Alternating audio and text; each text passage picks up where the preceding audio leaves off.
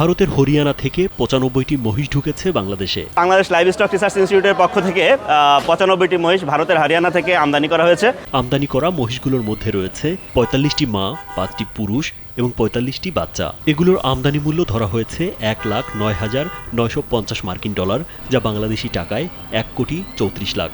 ভারতের হরিয়ানা প্রদেশ থেকে এসব মহিষ বেনাপোল হয়ে সড়ক পথে ঢাকার সাভারে প্রাণী সম্পদ অধিদপ্তরের গবেষণা কেন্দ্রে নেওয়া হবে। হরিয়ানা রাজ্য থেকে নিয়ে এসেছে, এটা সাভার প্রাণী সম্পদ গবেষণা উন্নয়ন কেন্দ্রের জন্য যাবে। এখানে 50টা মহিষ আছে, আপনার 45টা হচ্ছে মা মহিষ বাচ্চা সহ, আর 5টা হচ্ছে বুলস। ভীষণ এসে নিয়ে এলো মানিব্যাগ গ্যারান্টি অফার। 1 মাস ব্যবহার করে সন্তুষ্ট না হলে সম্পূর্ণ টাকা ফেরত। বেনাপোল সারসা প্রাণী সম্পদ অধিদপ্তরের ডাক্তার তপু কুমার সাহা জানান, গবেষণার কাজ এগিয়ে নিতে উন্নত জাতের মহিষ আমদানির উদ্যোগ নেওয়া হয়েছে।